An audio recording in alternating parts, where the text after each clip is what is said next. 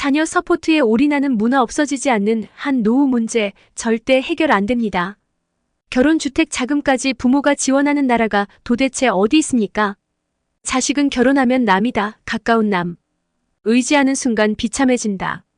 반드시 경제적 독립체로 살아가야 한다. 100세 시대엔 더욱 그렇다라고 말하는 분들이 계십니다. 어떤 분들은 말합니다. 자식 교육에 들어가는 돈은 더 이상 투자가 아니라 비용이라 생각해야 합니다. 내 노후 자금을 축내는 갉아먹는 비용. 이렇게 해야 무조건적으로 자녀 교육에 돈을 퍼붓는 행태를 막을 수 있습니다. 그렇게 하는 것이 장기적으로 자식은 자식대로, 부모는 부모대로 서로 기대지 않고 잘 살 수 있는 것입니다. 자녀 리스크로 내 노후가 망가지는 것을 미리 방지해야 합니다. 더 늦기 전에 정신 차려야 합니다. 한국 부모들은 자녀에 대한 무분별한 지원이 문제가 된다. 많은 교육비를 투여한 것도 모자라 자녀가 결혼하면 집 팔고 대출받아 지원해주는 것을 당연하게 여긴다. 더 심각한 것은 결혼 후에도 사업자금이나 생활비, 교육비 등의 명목으로 손을 벌리는 자녀들이 적지 않다는 점이다.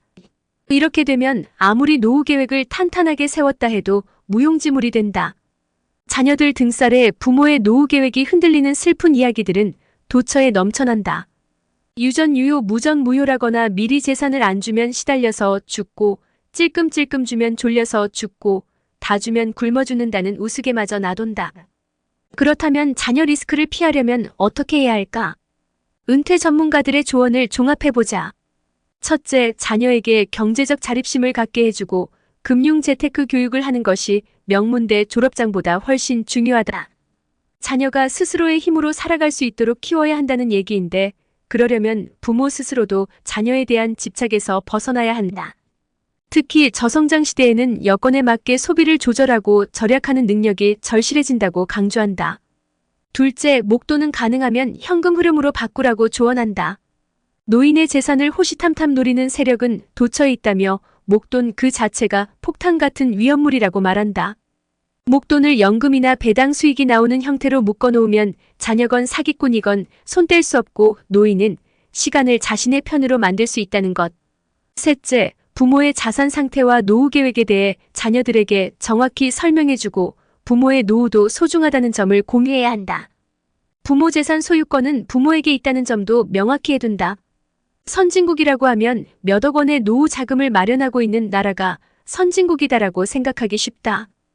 최소 생활비 정도를 국민연금, 퇴직연금, 개인연금으로 준비를 하여 당신의 지금 주수입원이 뭐냐고 물으면 연금이라고 대답하는 분이 7080% 된다. 그런데 우리나라의 경우 공무원 선생님, 군인 등 아주 일부 정도만이 연금이 준비되어 있다. 그런데 이 연금이라고 하는 것은 어느 날 갑자기 되는 게 아니라 2030대부터 그저 조금씩 모아가면 되는 거니까 일찍만 시작하면 그게 힘든 게 아니다. 예를 들어서 가정주부가 국민연금을 가입할 의무는 없지만 임해 가입을 한다면 최하 금액이 월 9만 원이다. 9만 원씩 30세부터 60세까지 가입을 쭉 하면 세상 떠날 때까지 53만 7천 원씩 받는다. 문제는 시작을 2030대부터 하는 게 중요하다. 지금이라도 자녀들에게 연금의 중요성을 설명하고 본인도 꼭꼭 연금을 가입하길 바란다.